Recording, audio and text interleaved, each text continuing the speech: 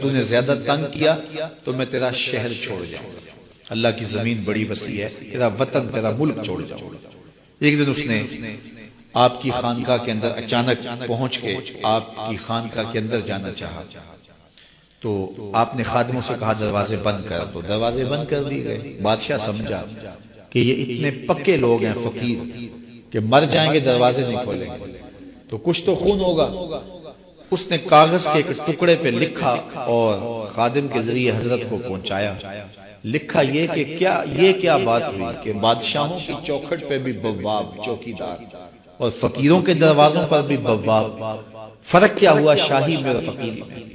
تو حضرت نے کاغذ کے ٹکڑے کی پشت پر لکھا فرق یہ ہے کہ بادشاہوں کے دروازوں پر جو بواب ہوتے ہیں وہ فقیروں اور سائلوں کو روکنے کے لیے ہوتے ہیں، اور فقیروں کی چوکھٹ پہ جو بواب ہوتے ہیں وہ بادشاہوں کو روکنے کے لیے ہوتے ہیں۔ اس نے کہا حضرت اگر آپ اجازت دیں تو میں آپ کی خانقاہ کی زیارت کر سکتا ہوں؟ آپ نے کہا جاؤ کر لو۔ وہ گیا، خانقاہ دیکھی تو لنگر خانہ دیکھا، مختلف جگہیں دیکھی۔ جب استبل میں پہنچا، گھوڑوں کا استبل تھا بہت بڑا نظام الدین اولیاء کا، تو جب وہاں پہنچا تو کیا دیکھا کہ گھوڑوں کی جو میخیں ہیں، قلے جو ہیں وہ چاندی کے ہیں، اور جن زنجیروں اور سنگلوں سے ان کے پاؤں باندھے ہوئے ہیں وہ سونے کے۔ تو بادشاہ کو پھر شرارت سوجی تو اس نے پھر کاغذ کے ٹکڑے پہ لکھ کے حضرت کو بھیجا، یہ کیا ہوا؟ بادشاہوں کے پاس بھی سونا اور فقیروں کے پاس بھی سونا چاندی، تو فرق کیا ہوا بادشاہوں اور فقیروں میں؟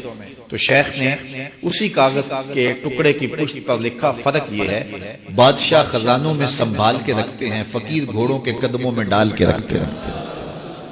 تو ان کے نزدیک سونے چاندی کی اہمیت کیا ہوتی ہے؟ جب بہار چین، یہ بہت بڑا قیمتی قالین تھا، ایران جب فتح ہوا حضرت فاروق اعظم کے زمانے میں تاریخ پڑھے تو یہ بہار چین ایسا قیمتی قالین تھا کہ اس زمانے میں اگر کسی کو وہ بہار چین پہ بٹھا دیتے تو وہ ساری زندگی ناز کرتا کہ میں بہار چین پہ بیٹھا ہوں۔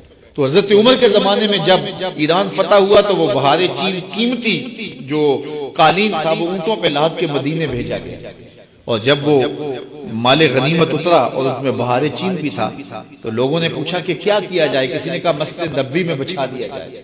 تو حضرت عمر نے کہا یہ اس قابل کہاں ہے کہ مسجد نبوی میں بچھایا جائے؟ تو کہا کہاں رکھا جائے؟ مسجد نبوی سے باہر جہاں لوگ جوتے اتارتے تھے حضرت عمر نے آرڈر دیا کہ یہاں بچھا دو، لوگ جوتے صاف کر کے مسجد میں جائیں۔ جس قالین پہ زمانے کو ناز تھا وہ قدموں میں بچھا ہوا تھا۔ یہ اسلام کا مزاج ہے۔ میری خوش قسمتی کہ میں حضور کا امت ساری زندگی اس کا شکریہ ادا کرتا رہوں تو کہ شکر ادا کرتا۔ ہم حضور کی امتی، نبی انتظار کرتے رہے، نبی منتظر رہے۔ حضرت خلیل اللہ کی بارگاہ میں پکار رہے ہیں ربنا وابعث فیہم رسولا، مالک رسول بھیج دے۔ کوئی کہتا ہے لیسا بفظ ولا بغلظ، وہ ترشرو نہیں ہوگا، سخت مزاج نہیں ہوگا، ماتھے پہ شکنے لانے والا نہیں ہوگا، وہ پیار بانٹنے والا ہوگا، بس وہ آیا جا رہا ہے۔ حضرت عیسیٰ نے تو نام بھی بتا دیا، مبشرم برسول یاتی من بعد اسمہ احمد، لوگوں میں جا رہا ہوں چلو نام بھی بتا دیتا ہوں، میرے بعد جو آنے والا اس کا نام احمد ہوگا۔ نبی انتظار کرتے رہے، 12 نبیوں نے انتظار کیا حضور کی امت میں ہونے کے لیے، تمنا کی۔ نستورہ راہب انتظار کرتا رہا، بحیرہ راہب انتظار کرتا رہا۔ شب ہجر کی سختیاں کوئی اس سے جا کے پوچھے، تیری راہ تکتے تکتے جسے صبح ہو گئی۔ زندگیاں گزار دی انہوں نے۔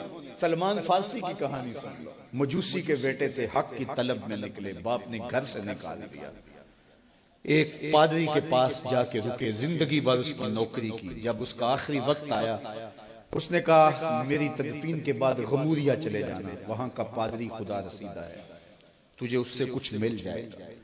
کہتے میں وہاں سے غموریہ آ گیا، پھر اس پادری کی ساری زندگی خدمت کی۔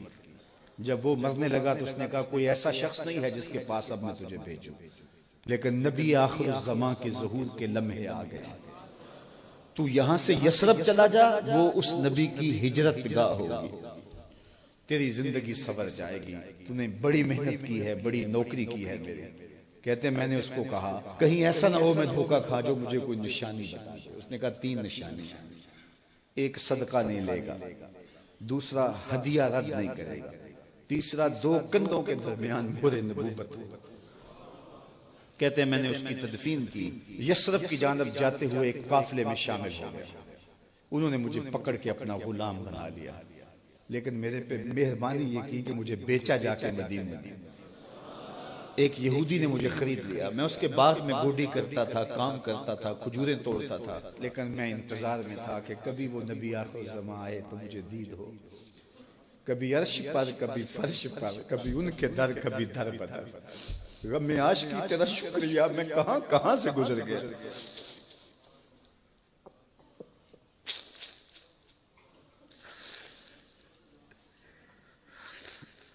کہتے ہیں ایک دن میں اپنے باغ میں کھجوریں توڑ رہا تھا کہ ہواؤں میں مستی پیدا ہو گئی اور ہر سمت سے طلع البدر علینا کی صدائیں گونجنے لگیں۔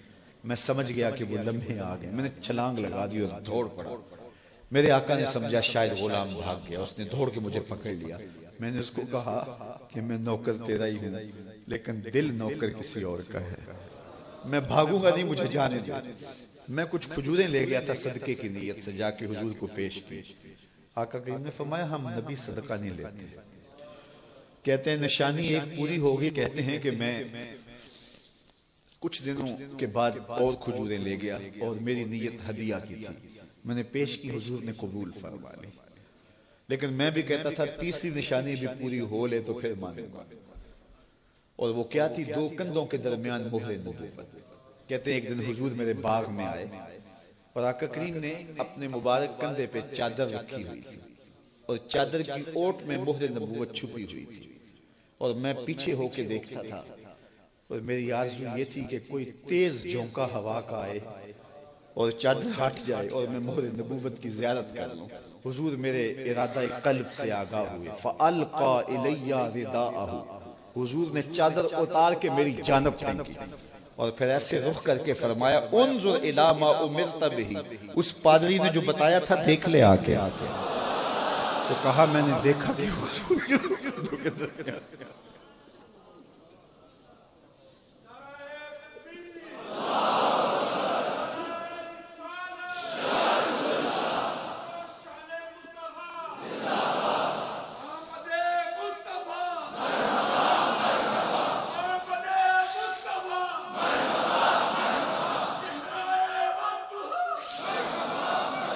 شب ہجر کی سختیاں کوئی اس سے جا کے پوچھے، تیری راہ تکتے تکتے جسے صبح ہو گئے۔ ہم نے تو کوئی انتظار نہیں کیا نا، ہم نے تو کوئی دکھ نہیں سہا، ہم سوئے تھے مقدر جاگ اٹھے۔ ہمارے والد مسجد سے مولوی صاحب کو بلا لائے، انہوں نے کان میں آ کے کہا مبارک ہو تو حضور کا نوکر بن کے آ رہا۔ میرے والد گرامی ایک شعر جھوم کے پڑھا کرتے تھے، محمد جانے جانا ہے، پیغمبر ہو تو ایسا ہو، رسولوں کی بشارت سے مبشر ہو تو ایسا ہو، امر توقیر کا سب کو موقر ہو تو ایسا ہو،